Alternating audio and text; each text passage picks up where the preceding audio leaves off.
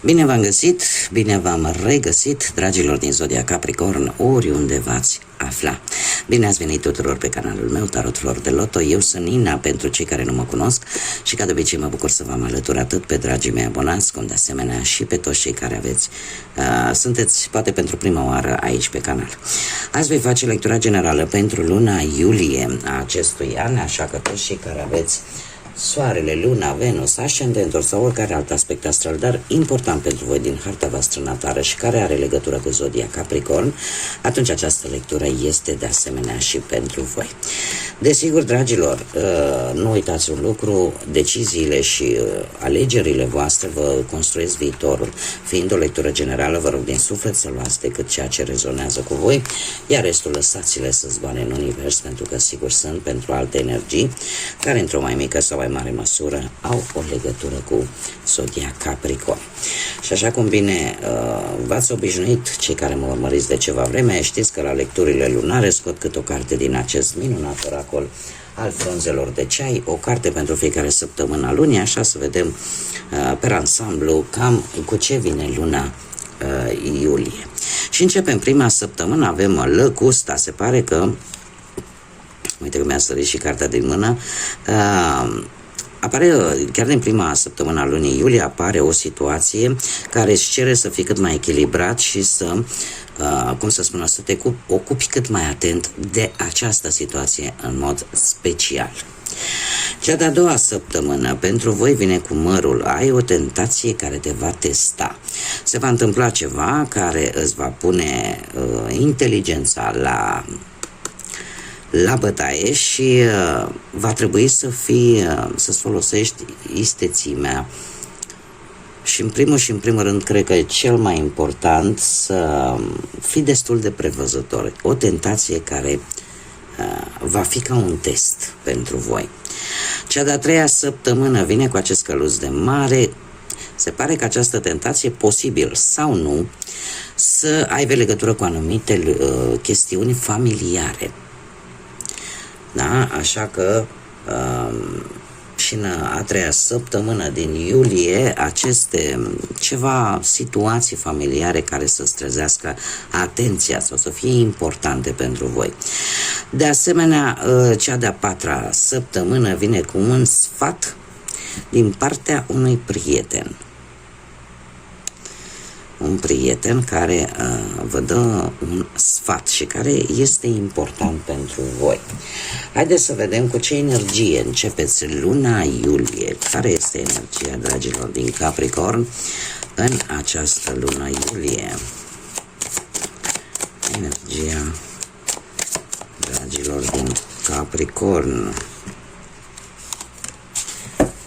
Bun, haideți să vedem. Dragilor, unii dintre voi sunteți în faza unui nou început, unui nou ciclu din viața voastră, indiferent de ce aspect al vieții vorbim, fie el profesional, sentimental sau financiar. Cert este că trebuie să fii cât mai obiectiv și cât mai autentic. De asemenea,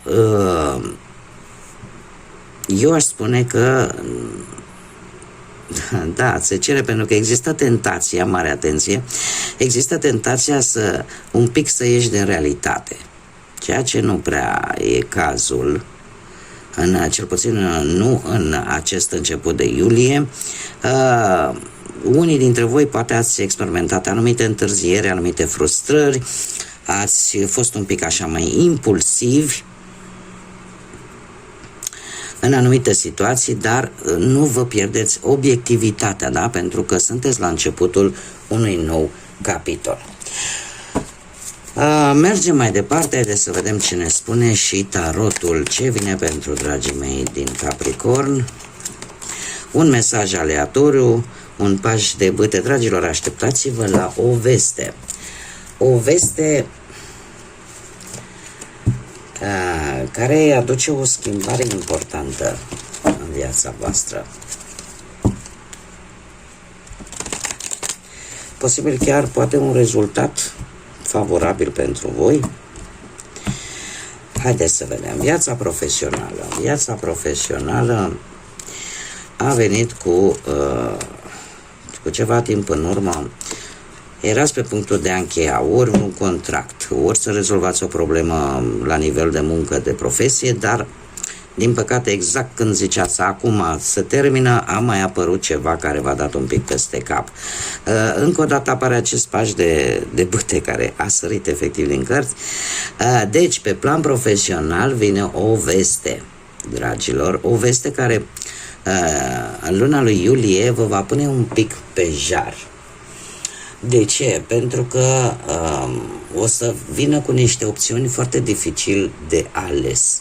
Apar noi responsabilități și cred că responsabilitatea asta de a decide într-o anume situație, nu știu, poate trebuie să decizi ce faci cu locul de muncă, poate trebuie să decizi, domne, uite, am două oferte, unde mă duc, ce fac? Cumva această responsabilitate, am dat niște exemple, această responsabilitate sunt destul de dificile pentru voi. Există și o anumită teamă vis-a-vis de alegerea pe care voi o să o faceți, care vă cam dă de furcă.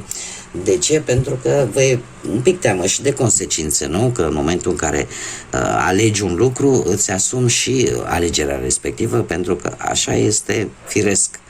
Poate să meargă, poate să nu meargă. Cert este că o veste pe care ați primit-o de curând și eu aș zice că sunt schimbări aparent favorabile pentru voi sau vreun interviu,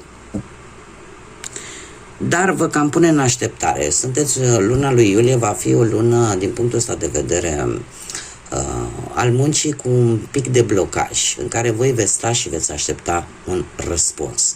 Eu trebuie să vă spun că dacă totul este corect, dacă totul este făcut așa cum trebuie, cumva lucrurile vor ieși bine.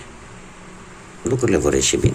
Și dacă simțiți voi că e greu așa de ales, ar fi bine să mai cereți sfatul unei alte persoane.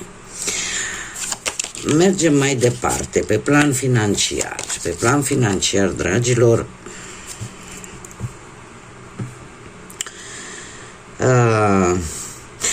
aici, zodii de foc pe plan profesional, că am uitat să menționez. Zodii de foc, berbec, leu, săgetător, poate să aveți sau nu importanță pentru voi pe planul ăsta al muncii. În ceea ce privește bănuți, avem un paș de cupe cu ceva timp în urmă, de asemenea vești. Nu știu, orică ați făcut voi o înțelegere favorabilă, orică au venit niște măriri de bănuți, ori s-a rezolvat vreo datorie, ori s-a rezolvat vreo plată, ceva s-a dus la bun sfârșit aici cu ceva timp în urmă. În prezent avem un 9 de cupe care îmi spune că problemele parcă încet încep să se îndepărteze dacă ați avut ceva probleme pe plan financiar și unii dintre voi poate chiar ați trecut printr-o lovitură de noroc. Da? Niște bani care poate că ați reușit să-i recuperați și nu vă mai gândeați că veți mai reuși, sau pur și simplu un câștig spontan, total neașteptat, care v-a mai revigorat așa un pic. Luna iulie vine cu acest 7 de bâte, un 7 de bâte care ne spune felul următor, că posibilități de creștere materială sunt.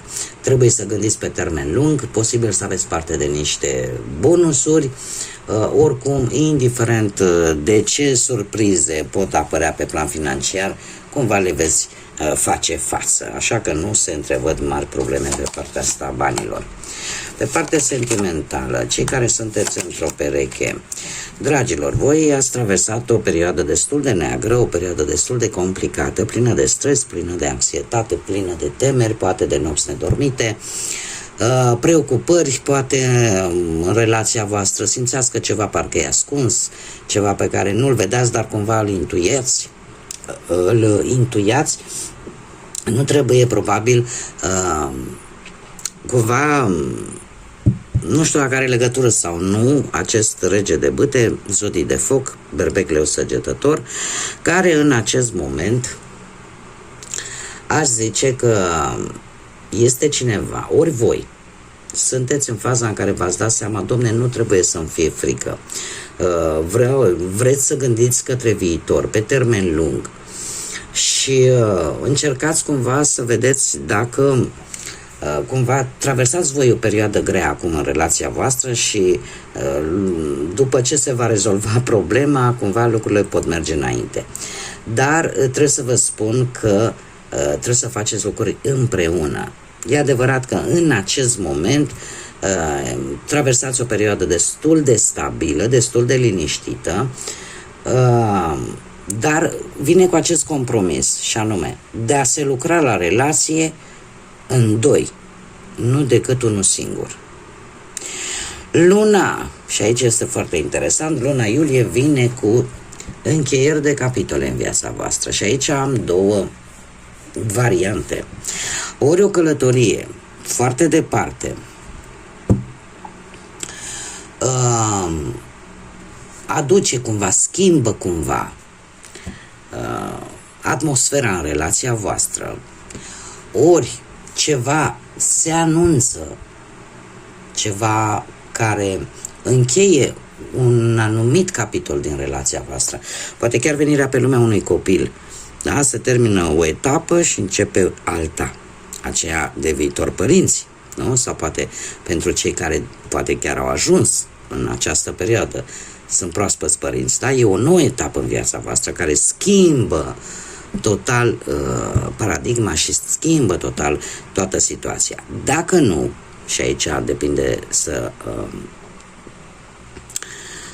cum abordați voi și în ce situație sunteți voi, acest arcan major, lumea, ne poate vorbi de o încheiere de capitol. Cineva care spune, știi ce, până aici. Până aici, pentru că ori cineva se va muta în străinătate posibil și ceva se schimbă. Cert este că apare o schimbare importantă care va închide un capitol din viața voastră sentimentală. Acum depinde de voi cum rezonați cu acest aspect și cu mesajele pe care eu vi le-am dat. Cei care sunteți singuri, dragilor, luna lui iulie, nu știu dacă ați cunoscut pe cineva dintr-o zodie de apă, Rac, Pești sau Scorpion, sau posibil voi să aveți ascendentul sau alte planete importante în aceste zodii, dar cu ceva timp în urmă cu această regină de cupe ați încercat să ieșiți, să socializați, să fiți mai empatici, ați încercat să vă lăsați ghidați poate de intuiție, ați încercat să fiți voi înșivă, folosind acest lucru pentru a cuceri, da? Pentru ca lumea să vă vadă fix așa cum sunteți voi. Dacă nu vorbim de acest lucru, putem vorbi de a fi cunoscut o energie dintr-o zodie de apă, o persoană foarte intuitivă, o persoană care are o empatie aparte și care are și o atracție magnetică. Da? Cineva care cumva trăiește, gândește, analizează cu inima. Și de ce spun acest lucru? Pentru că în prezent am un soare. În prezent voi traversați o perioadă pozitivă pe planul ăsta sentimental și eu aș zice că este luna lui iulie pentru voi, va fi o lună cu is karmic. O lună în care pe planul ăsta sentimental sunt mari șanse să cunoașteți pe cineva generos, să cunoașteți pe cineva care are foarte mult echilibru, aduce așa o armonie, o stabilitate și lucrul ăsta se poate întâmpla prin intermediul unor persoane cunoscute, unor persoane comune. Ce este foarte interesant, de ce spun că este karmic? Pentru că nu este întâmplător. Cumva lucrurile astea trebuie să se întâmple. E ca cealaltă față a monedei pe planul ăsta sentimental. Haideți să vedem acum ce inițiale de nume, prenume, pseudonim sau porecle de persoane, de energii cu care voi veți interacționa de-a lungul lunii iulie sau care au o importanță majoră pentru voi. Și avem litera U, litera Y, litera D, litera L, litera Y, încă o dată. E posibil ca această literă Y să fie cumva în mijlocul numelui, că avem și literă mare și literă mică. Avem litera V, litera O și litera I. Inițiale de nume, prenume, pseudonim sau porecle de persoane cu care voi puteți interacționa sau care vor avea o importanță în luna iulie. Ca și zodii, aș zice că predomină zodiile de apă, Rac, Pești, Scorpion, niște zodii de aer, Gemeni, Balanță, Vărsător și adevărat și zodii de pământ, la fel ca și voi, mai puțin, e adevărat, dar nu deloc. Taur, Fecioară, Capricorn. Haideți să vedem care este surpriza lunii iulie pentru voi, dragilor din Capricorn, din acest oracol al timpului. Care este surpriza, dragilor mei, din Capricorn? Dragilor, avem ori data de 5 iulie, ori într-o zi de joi. Într-o zi de joi, cred că zic bine, nu? Sunday, Monday, da, într-o zi de joi, pentru că e scris în engleză și mai mă încurc cu marțea, ca și scriere în engleză. Dar ce se întâmplă? Ori data de 5 iulie are o importanță în care voi va trebui să vă urmați propria energie, în care voi va trebui poate să vă ascultați ceea ce vă spune energia voastră, interiorul vostru. Să luați poziție. Dacă nu e în 5 iulie, cum am spus, într-o zi de joi. Faptul că l-avem pe Jupiter aici îmi vorbește de foarte multă încredere. Ai încredere în tine, în forța ta. E vorba posibil de o situație legată de bănuți, posibil, sau de alt plan al vieții, dar în principal de bănuți, cu Jupiter cu marele benefic aici. E vorba de o creștere. E vorba de o creștere.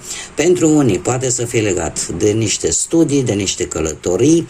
Cert este că depinde de voi. Este un moment de expansiune, da? De o expansiune care poate să fie la modul pozitiv sau negativ. Aici trebuie să aveți mare atenție.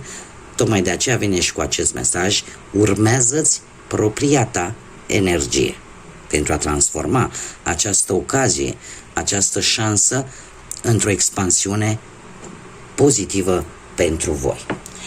Mergem mai departe și haideți să vedem ce mesaj are Universul, Divinitatea, Universul în general pentru voi, dragilor din Capricorn. Ce vine pentru dragii mei din Capricorn în luna iulie? Un mesaj, te rog. Și avem, cred că, chiar două. Ia să vedem. Da. Spune așa: câteodată, ținând pe cineva sau ceva în loc, îți va face mai mult rău decât dacă i-ai dat drumul sau dacă l-ai lăsat să plece. Așa că lasă în urmă tot ceea ce simți că te trage în jos, și asta o simți de ceva vreme, și caută oportunități, șanse, pentru că ele te așteaptă. Ele vor veni în calea ta. Noi îți promitem că nu vei regreta. Noi fiind, sau eu îți promit, pentru că folosește singularul, deci eu îți promit că nu vei regreta. Nu e vorba de mine, e vorba de mesajul Universului. Este un mesaj clar în care ți se sugerează să lași lucrurile care te trag în jos și să continui să mergi mai departe, pentru că atâta timp când vei căra, poate dita mai piatra de gât de foarte multă vreme și vezi că nu avansezi, înseamnă că ceva acolo nu e bun pentru tine, așa că viața oferă șanse și oportunități tuturor, depinde de noi să le găsim și să vrem să le obținem.